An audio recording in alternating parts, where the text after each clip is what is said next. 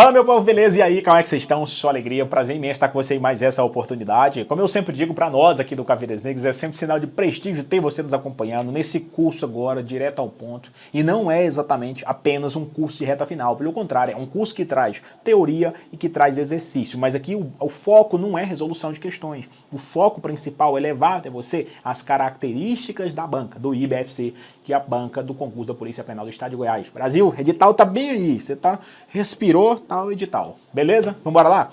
Tá na tela. Vejam, a gente vai trabalhar agora isso aqui, ó, lei excepcional e lei temporária.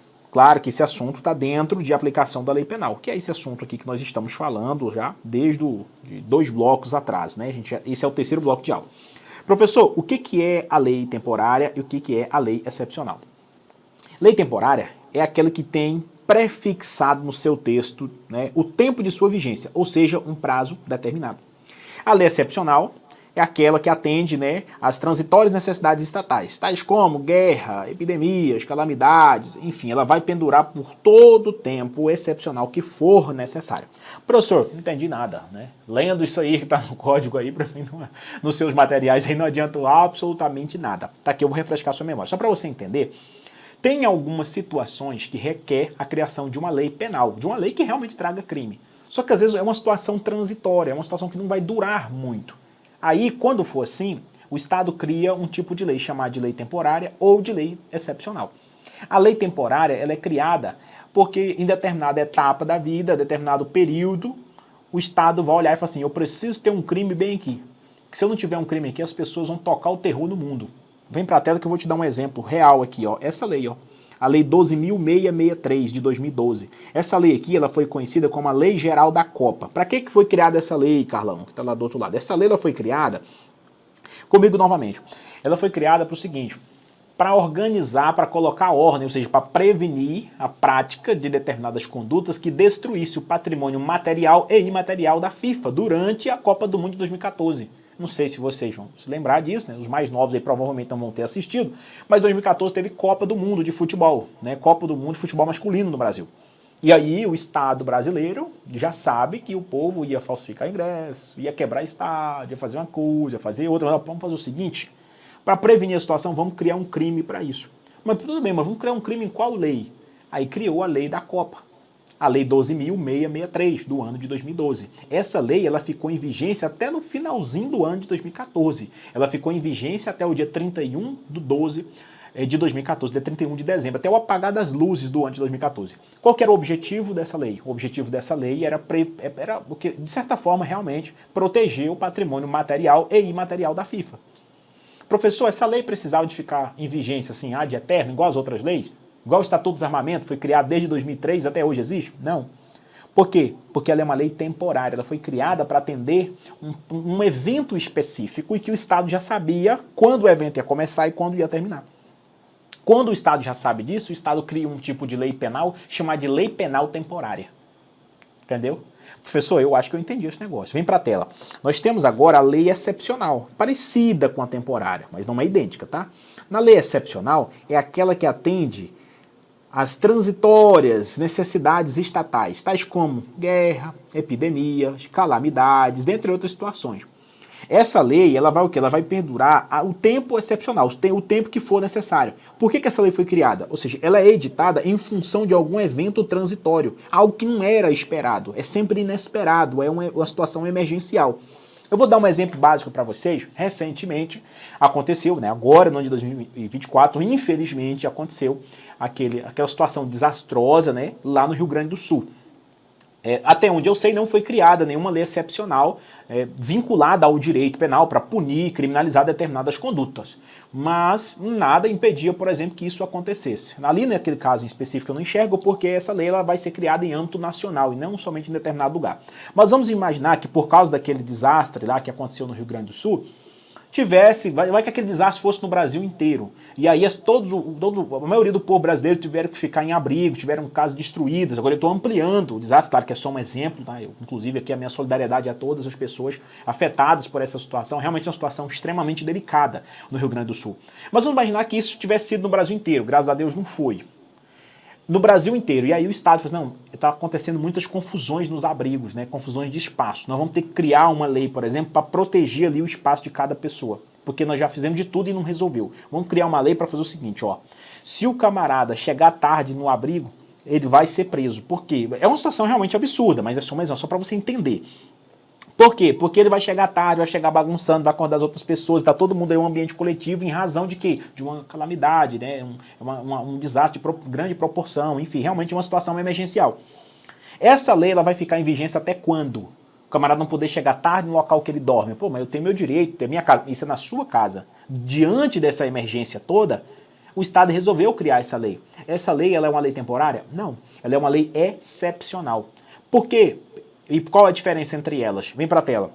Na lei temporária, o Estado ele consegue prefixar o tempo de duração da lei, como por exemplo a Copa. O Brasil já sabia que data ia terminar a Copa. Aí ele cria uma lei temporária. Na lei excepcional é diferente. Ela é criada numa situação de guerra, epidemia, calamidade, que eu citei de exemplo. Então, na lei excepcional, a lei ela vai ficar em vigência até quando durar aquela situação de excepcionalidade. No nosso exemplo, de volta comigo, naquele exemplo que eu falei para vocês do desastre, todo mundo teve que ficar em abrigo e tudo mais, né, de forma semelhante que aconteceu no Rio Grande do Sul, claro, só a situação do desastre, mas naquele caso, até quando ia durar a lei excepcional? Até quando as pessoas fossem permanecer nos abrigos. A partir do momento que acabou aquela calamidade, a partir do momento que acabou a guerra, uma lei excepcional foi criada para criminalizar determinadas condutas durante a guerra. Irmão, acabou a guerra, acabou a lei. Isso é uma lei excepcional. Quando no texto da própria lei já vem definido o prazo de duração, ó, esta lei fica em vigência até o dia 31/12/2014. Aí, nesse caso, é uma lei temporária, sacou a ideia? Então, diferença para temporária e a lei excepcional é o prazo pré-fixado. Na temporária tem prazo pré-fixado, na excepcional o prazo é condicionado à circunstância ou evento que determinou, que gerou a criação daquela lei. Tudo bem? Professor, tudo certo, eu já entendi, mas agora me diga outra coisa. Isso cai em prova? Quase nunca. Quase nunca cai em prova o conceito, o que cai é a característica. O porquê que eu estou estudando esse assunto? É porque é o seguinte, esse assunto ele constitui uma excepcionalidade de tudo que eu já ensinei a você até o presente momento. Vai parecer coisa de doido, mas não é. Observe bem o que eu vou te ensinar agora. Vamos para a tela. Artigo 3º diz o que pra gente? Que fala sobre a lei excepcional e temporária. Ele fala assim, ó. A lei excepcional ou temporária, embora decorrido o período de sua duração ou cessadas as circunstâncias que a determinaram, agora olha esse finalzinho, aplica-se ao fato praticado durante a sua vigência. Professor, o que significa isso? Significa o seguinte, ó. Agora vamos para a caneta que vai ficar mais fácil o nosso exemplo. Vamos imaginar aqui uma linha do tempo. Beleza. Imagine o seguinte, ó. Que durante esse período aqui, ó, vamos imaginar que do mês de junho até o mês de setembro ficou em vigência determinada lei. Essa lei era uma lei temporária ou excepcional. Esse aqui foi o período de duração da lei. Ela começou a vigência em janeiro de de junho de 2024 e foi até setembro de 2024. Bem aqui, um camarada chamado de Ferrugem praticou um crime. Era crime em qual lei, professor? Era crime nessa lei temporária ou excepcional. Só que lá no mês de setembro a lei deixou, o fato deixou de ser crime, né? Deixou de ser crime por quê? Porque acabou o período de vigência da lei. Como eu disse, é uma lei temporária ou excepcional. A pergunta que fica é o seguinte, bem aqui agora, já no mês de dezembro, está acontecendo o julgamento desse camarada, do Ferrugem. Pergunta que eu deixo a vocês, Ferrugem vai ou não ser punido? Comigo de novo. E aí? Ferrugem vai ou não ser punido? O que você acha, Carlão? Você que está aí do outro lado agora, ó. Carlão que está aí assistindo a gente. Faz assim, Carlão. Em número 1, se Ferrugem vai ser punido. E número 2, se ele não for punido. Você acha que vai ser 1 ou vai ser 2? Ó, o Carlão falou que é número 1, que ele vai ser punido. E de fato, ele vai ser punido. Professor, mas como assim vai ser punido? Olha, a lei começou no mês de junho e ficou em vigência, ficou valendo até setembro. Ele praticou o fato nesse período, vamos imaginar que ele praticou o fato em julho, ou em agosto, por exemplo. Então, quando ele praticou o fato era crime. Tá, professor, tudo bem. Só que o senhor explicou pra gente agora há pouco, na aula passada, que existe o abolício crimes. O senhor falou pra gente, olha o que diz o artigo 2º, vem pra tela comigo. Olha o que o senhor falou pra gente o seguinte, no artigo 2º, que ninguém, olha aqui, ó, pega o marca-texto e marca para mim, professor, vou marcar para você, para acompanhar o seu raciocínio, ó. Veja, ó, ninguém pode ser punido por fato que lei posterior deixa de considerar crime. Então, se veio uma lei posterior, se o fato agora não é mais crime, como é que ele vai ser punido? Só que aí é que tá. Se a gente analisar o artigo 3º, ele constitui uma exceção ao artigo 2º, que ele falou tudo isso aqui, ó, que a lei excepcional temporária, embora decorrido o período de sua duração ou cessadas as circunstâncias que a determinaram, aplica-se ao fato praticado durante sua vigência. Ou seja, quando praticou o fato, neném, a lei estava valendo? Tava. Então, bem aqui em dezembro, ó, o ferro vai chegar para ele. Aí aqui é fumos, viu? Vai ser punido sim. Professor, então aqui nós estamos diante de quê? Nesse caso, nós estamos diante, comigo de novo, nós estamos diante de uma ultratividade maléfica. É um caso que o indivíduo continua sendo punido, mesmo que o fato que ele praticou agora não seja mais crime. Mas para gerar uma segurança jurídica para esse tipo de lei, o camarada continua sendo punido. Porque senão o camarada ia ter medo, né, Carlos? Ele fala assim, velho, vou praticar o crime agora, não tô nem aí. Daqui um ano essa lei não vai ser mais crime mesmo, eu não vou ser punido. Então, para evitar isso, é que tem punição.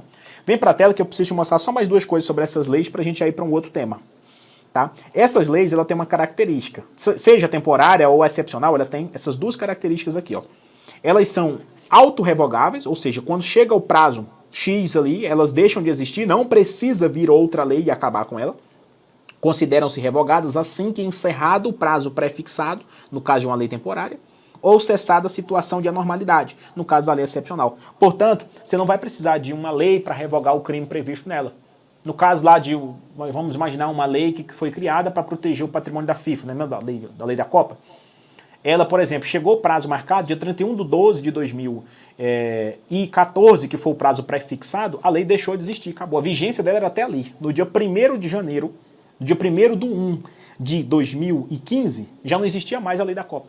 Ela já é, como se fosse uma lei bomba, ela é uma lei bomba, entendeu? Ela mesmo se explode, acaba com ela. No caso da lei excepcional também acontece a mesma coisa. Como a lei excepcional não tem um prazo pré-definido, aí é quando cessar o motivo que gerou a criação da lei. Não, criaram essa lei porque a gente estava num período de guerra e tudo mais, e precisava de criar uma situação um pouco mais rigorosa e tudo mais. A guerra acabou, acabou a lei. Então elas são autorrevogáveis. E outra coisa, na tela comigo, elas são ultrativas, ou seja, os fatos praticados durante a sua vigência continuam sendo punidos, ainda que revogada a lei temporária ou excepcional. Tudo bem? Detalhe importante que eu já até coloquei como observação, mas eu já expliquei, essas leis não se sujeitam aos efeitos do abolício crimes, salvo se a lei posterior for expressa nessa situação. Não tendo lei posterior falando isso, elas não vai ser aplicada aquela situação lá do abolício crimes. Sacou a ideia? Professor, tudo certo, eu já entendi tudo. Se isso aqui cair na minha prova da Polícia Penal agora, edital de 2024, eu vou acertar. Eu vou fechar tudo que a banca IBFC tiver pra mim. Assim seja, viu? Estou torcendo por você do lado de cá. Valeu? Vamos agora para outro assunto. Vem pra tela. Agora nós vamos tratar sobre esse assunto aqui, que é o assunto mais fácil que existe no Código Penal. É o mais fácil e é um dos mais cobrados. Só que você tem que ter um pouquinho só de atenção. Chamado de tempo do crime. Professor, para que serve o tempo do crime? Vem para a tela que eu vou te explicar para que serve isso aqui. Você vai entender de uma vez por todas. Ó, você vê.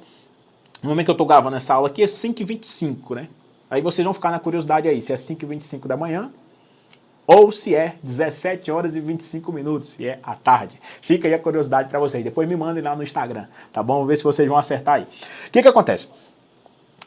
Imagine que João deu uma facada no Carlos. Agora o Carlos vai morrer no nosso exemplo aqui. Ou melhor, vou pegar um outro camarada, tá? Um bandido usado nos exemplos lá do professor Natanael. Vamos pegar um bandido chamado de Buiú. Buiú é um criminoso extremamente perigoso. Né? E aí ele foi lá com 17 anos de idade, já tinha matado umas 3 pessoas e resolveu matar o Carlos, o nosso diretor aqui do estúdio. Isso, ele tentou matar o Carlos no dia 22/5/2024. Foi a data que ele tentou matar o Carlos, né? Ou pelo menos matou de fato, ele deu uma facada no Carlos.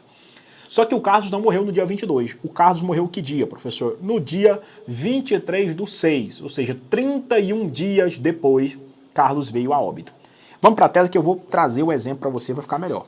A conduta foi praticada que dia, professor? Foi praticada aqui, ó, no dia 22/5/2024. Professor, e qual foi a data do resultado? O resultado aconteceu aqui, ó, no dia 23/6, também de 2024, né? Aqui isso vai dar 31 ou 32 dias de diferença. Beleza. Aqui no dia 22, nós temos a ação e no dia 23 nós tivemos o resultado. Então agora vamos colocar, vamos dar nome às coisas, ó. Bem aqui foi a ação do crime, ó. Que poderia ser também a omissão, tá bom? Ó. Beleza. A ação do crime aconteceu dia 22, mas 22 inclusive do 5, e o resultado. Resultado aconteceu dia 23 do 6. Agora eu vou fazer um desenho aqui para vocês, tá? Para aqueles que são visuais.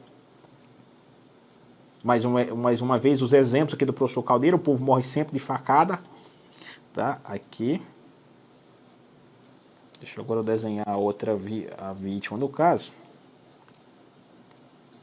Beleza. Aqui nós já vamos desenhar a vítima deitada já. Aqui, imagino que aqui seja uma maca lá no hospital, né? Beleza. Aqui aconteceu o resultado. Aqui nós temos o Buiú, beleza? E aqui nós temos o Carlos, que foi a vítima do crime. Isso aqui é só para você entender para que serve o tempo do crime. Só para isso, ó. Olha aqui. Qual foi o dia da facada? Qual foi a ação do crime? Foi em qual data? Foi nessa data aqui, ó. Dia 22 do 5. Qual foi o dia da morte? Ou seja, o dia do resultado? Dia 23 do 6. Aí vem lá na hora da prova, na tela comigo agora. Aí vem na hora da prova e pergunta o seguinte: candidato, levando em consideração um caso hipotético em que Buiú deu uma facada com a intenção de matar Carlos no dia 22 do 5. Porém, Carlos só morreu em decorrência da facada no dia 23 do 6. Assinale a alternativa que apresenta a data do crime, ou seja, o momento, o dia do crime. O que você vai marcar? É só isso. É para isso que você vai estudar esse assunto agora, para você saber exatamente o que diz o Código Penal. Qual foi o dia do crime? 22 do 5 ou 23 do 6? O que você acha, Carlos, aí do outro lado, já que você é a vítima dessa vez? Opção de número 20... Eu não estou vendo você. A primeira hipótese, você acha que é dia 22? Beleza. Ó, o Carlos já falou ali que acha que o dia do crime é 22. E de fato, Carlos, ó, já pode fazer o concurso da Polícia Penal, vai estar dentro, viu? Dia 22 do 5. Mas, professor, por que dia 22 do 5? Venha para a tela que eu vou te mostrar o que diz o Código Penal. Ó, o Código Penal diz assim, ó. Considera-se praticado o crime no momento da ação ou omissão, ainda que outro seja o momento do resultado. O que o Código Penal falou aqui agora pra gente? O legislador, ele cagou pro momento do resultado. Falou assim, não importa pra mim o momento do resultado, não. Esse momento aqui pode servir para outras coisas, mas não efetivamente para a aferição do resultado, do momento do crime. O momento do crime para o direito penal, professor, é o momento da ação ou da omissão. Significa que todas as características do crime eu devo analisar com base em que, ou pelo menos quase todas, eu devo analisar com base nessa data aqui. Professor, quantos anos tinha a vítima? Eu tenho que analisar nessa data. Eu tenho que analisar a idade da vítima nessa data. Comigo de novo. Quantos anos tem o autor do crime? No caso, o Buiú. Eu tenho que analisar com base em qual data? Na primeira data, na data da ação. Professor, mas isso não faz diferença, não? Identificar o momento do crime? Qual que é a finalidade jurídica disso aí? Irmão, tem muita finalidade. Vem comigo para a tela. Vamos mudar aqui uma coisinha aqui para vocês verem, ó. Vamos imaginar que bem aqui nessa data, ó, Buiú tivesse 17 anos, que foi inclusive o nosso exemplo. Analisando o dia do crime sendo dia 22, ele não vai responder por esse crime. Ele vai ficar, não necessariamente impune, mas ele não vai poder responder pelo crime. Por quê? Porque ele é menor de idade. Ah, professor, beleza. E aí, tudo mudaria o quê? Tudo mudaria se o aniversário de 18 anos de Buiú fosse bem aqui, ó. Vamos imaginar que o aniversário dele fosse no dia 5 do 6. Dia 5 do 6, ele completaria quantos anos, professor? Ele completaria 18. Significa que no dia 23 do 6 ele já era maior. Se você considerasse, não é o caso, tá? Mas se você considerasse como resultado aqui o momento do crime, aí Buiú já responderia pelo crime de homicídio. Nesse caso, ele não vai responder pelo crime de homicídio. Ele de fato praticou apenas um fato análogo a homicídio, mas não é homicídio o crime dele. Sacou a ideia? Então é muito importante para que vocês fiquem muito atentos com relação a essa situação. De novo comigo, muito importante vocês ficarem atentos com relação a isso. O tempo do crime é o quê? O momento da ação ou da omissão, ainda que outro seja o momento do resultado. Claro que tem algumas questões de prova que gostam de trazer mais algumas brincadeiras. Aí nós vamos falar dessas brincadeiras agora. Olha na tela. Que brincadeiras são essas, professor? Pode perguntar para você qual foi a teoria adotada pelo Código Penal nesse caso. Aí, se é um candidato esperto, assistiu a aula pós definição da banca com o professor Caldeira, você vai anotar assim, ó, que a teoria adotada pelo Código Penal foi uma teoria chamada de teoria da atividade. A teoria da atividade, ela é também chamada de teoria da ação. Se você quiser colocar esse nome, pode anotar aí, ó, teoria da ação. O que é a teoria da atividade? É o que está aqui no artigo 4º. Perguntou para você, candidato, pode ser que esse tipo de questão aconteça também, né, na tela. Pode ser que aconteça assim, ó, candidato, marque abaixo a alternativa que apresenta o nome da teoria em que foi a teoria que foi adotada pelo Código Penal no que diz respeito a tempo do crime. Você marca a teoria da atividade. Se perguntou assim para você, considera-se praticado o crime no momento da ação ou da omissão, ainda que outro seja o momento do resultado. Isso é reflexo da adoção de qual teoria? Você marca teoria da atividade, que é também chamada de teoria da ação. Cuidado, se caiu na prova teoria do resultado, teoria da ubiquidade, isso aí não foi adotada pelo Código Penal. A teoria adotada pelo Código Penal foi a teoria da atividade, isso para tempo do crime. Só que um cenário diferente, agora com 20 minutos de aula, a gente já vai para um outro ponto. Um terceiro ponto dentro desse bloco de aula. Primeiro ponto, nós falamos sobre a lei excepcional temporária, mais 10 minutos falamos de tempo do crime, e agora nós vamos falar sobre lugar do crime. Vem para a tela comigo. Lugar do crime é um outro assunto que está no artigo 6º. Agora a gente já entra, né, mais um contexto ali de lei penal no espaço, por exemplo. Saímos dessa ideia de lei penal no tempo. Lugar do crime, ele serve para quê, professor? Ele serve para determinar, quando a gente tem situações, ou topograficamente falando, lugares diferentes para determinadas etapas do crime. Observe bem um exemplo que eu vou trazer para vocês. Nesse desenho aqui, o professor Caldeira não vai conseguir caprichar.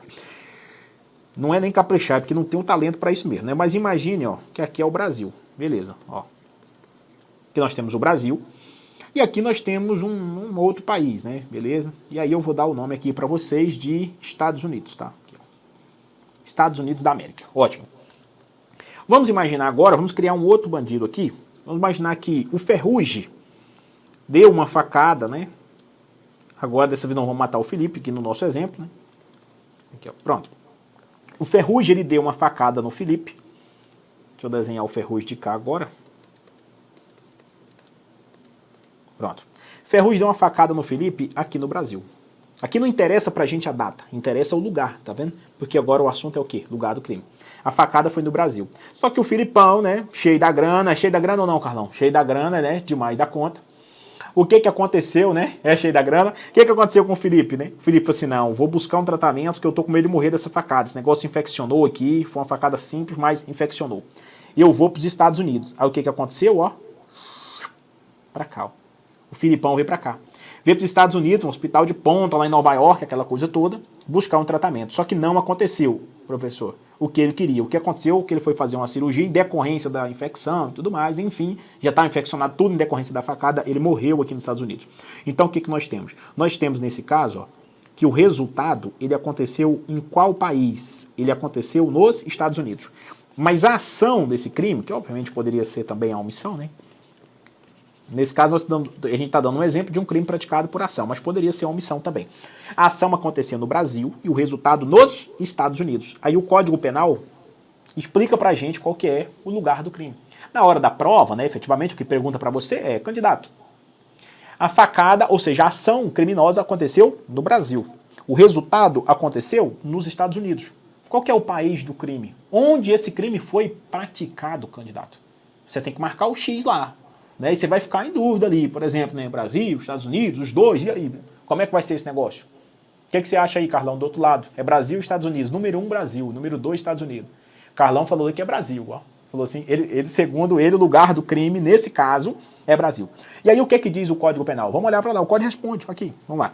O Código diz assim, ó, considera-se praticado o crime no lugar em que ocorreu a ação ou omissão, no todo ou em parte, bem como onde se produziu ou deveria se produzir o resultado. Já sabe que errou, né, Carlão? O que acontece? O que significa aí? Significa, meu irmão, improvável isso, chegar a essa conclusão sem que você lesse o código, obviamente. Né? O caso chegou ali baseado no que eu estava falando até então, sem ler o código. Mas o que acontece? De forma improvável para sua cabeça ou para mim, quando eu estava começando os estudos, o lugar do crime é o quê? Os dois, tanto o Brasil quanto os Estados Unidos. Aí você tem que tomar cuidado para não cair nessa na hora da prova. Não confundir tempo do crime com lugar do crime. Tempo do crime é só para você descobrir o momento, datas diferentes. Agora, pelo amor de Deus, não vai me fazer aquela pergunta que eu já recebi várias vezes no presencial. No presencial, às vezes, o aluno fala assim para mim, professor, e se no mesmo dia ele tomou a facada, no mesmo dia ele morreu? Qual é o tempo do crime? Olha, meu filho, se não mudou a data de um dia para o outro, vai ser aquela data ali, não faz diferença. Agora aqui é de lugar. Aqui a facada foi no Brasil. Às vezes no mesmo dia ele chega nos Estados Unidos. E nesse caso o lugar do crime para o Código Penal é os dois. Esse tipo de crime aqui, que a gente está tratando agora há pouco, chama-se de crimes de espaço máximo, que é também chamado de crimes à distância. É crime em que uma parte é praticada em um país e uma outra parte no outro país. Nesse caso em questão, olhe para a tela. Nesse caso nós temos aqui que a ação do crime aconteceu no Brasil e o resultado nos Estados Unidos. Qual que é o lugar do crime aqui? Lugar do crime, viu? Não é tempo, lugar do crime. Os dois. Professor, se é os dois, qual é a teoria adotada pelo Código Penal nesse caso? Se perguntar para mim uma pergunta, claro que uma questão um pouco mais complexa, não tão complexa assim, mas mais doutrinária, perguntar para mim, você responde, olha, o lugar do crime nesse caso é os dois. E aí, você responde com esse nome aqui, ó. Nesse caso, foi adotada uma teoria chamada de teoria da ubiquidade. Teoria da ubiquidade, ela também pode ser chamada de teoria mista. Professor, por que o nome teoria mista? Porque é os dois. É uma junção do momento da ação e da omissão, bem como o momento do resultado. Entenderam? Por isso que a gente chama de mista, valoriza os dois lugares. Agora, olha a observação que eu trouxe para vocês aqui embaixo. Tome muito cuidado, porque essa questão aqui, ela cai muito em prova. Assim, não é que cai tanto, mas ela costuma pegar os candidatos de surpresa. O que acontece? Você não pode confundir o chamado lugar do delito, né, lugar do crime, com o locus committis delicti. O que é isso aqui, professor? É para você não confundir o lugar do crime no Código Penal, que a teoria adotada foi a teoria da ubiquidade, confundindo com o local do crime dentro do mesmo país, adotado lá no Código de Processo Penal como regra ou teoria do resultado. Professor, eu confesso para o senhor que essas expressões aí, locus committis delicti, aí eu acabei travando um pouco. Bora lá. Vou te dar dois exemplos aqui de Tocantins e Rondônia, tá? Nesses últimos 5 minutos de aula para a gente finalizar. O que acontece? Porque o Carlão é lá de Rondônia, né? Então aí eu vou encaixar esse exemplo aqui. Cuidado, porque se na hora da sua prova aparecer uma questão assim, ó. A vítima foi esfaqueada em Rondônia. Aí trouxeram a vítima lá para Palmas, né, capital do estado de Tocantins, né, que é o estado de origem do professor Caldeira. Nesse caso, qual que é o lugar do crime? Cuidado, jogador. Não vai marcar os dois na hora da prova. Porque, veja, Rondônia e Tocantins está dentro do mesmo país. Então não é o lugar do crime que você estudou comigo no artigo 6º. O que eu ensinei, o que eu acabei de ensinar para você, ou melhor, o que nós ensinamos juntos aqui, o Carlos, o Felipe, tá todo mundo envolvido. Todo mundo que está sempre que eu estou nos meus estudos, todos os meus funcionários faz parte da aula. E até aqui, todos nós estamos envolvidos nesse mesmo processo. Então o que nós estamos ensinando a você é lugar do crime. Lugar do crime no Código Penal, falando de um país para o outro. Que eu falei para vocês que é o chamado crimes de espaço máximo, também chamado de crimes à distância. Quando houver essa divergência de competência, de comarca dentro do mesmo país, no caso do Brasil, aí você não estuda isso em direito penal. Isso é matéria para processo penal. Salvo engano, está no artigo 70 do Código de Processo Penal. Que lá, como regra, é a teoria do resultado. Então, quando a questão de prova falar para você, mas a facada foi em Rondônia e o resultado foi lá em Tocantins. Qual que é o lugar do crime? Cuidado, tem uma pegadinha ali. O cara está querendo que você lembre só do artigo 6º e marque os dois. Se marcar os dois, você vai errar. Você só marca os dois como lugar do crime quando é de um país para o outro. Brasil, Estados Unidos, Brasil, México, Brasil, Alemanha, Brasil, Japão. Agora, se o Brasil não está relacionado entre esses países, você não tem que saber nada. Você tem que saber porra nenhuma. Sua aula não é de direito internacional. Isso aqui a gente está falando de coisas que vai acontecer no Brasil. Então o Brasil tem que estar relacionado. Agora se falou, não...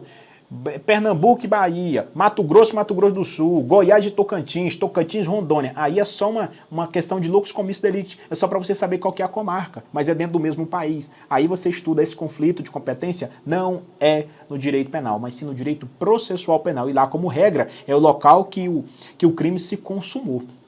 Lá, em regra, é a teoria do resultado, mas tem até uma exceção quando for crimes dolosos contra a vida, por causa da instituição do tribunal do júri. Mas isso é café para outra janta. Isso já é matéria para o outro professor da disciplina de Direito Processual Penal. Tudo bem?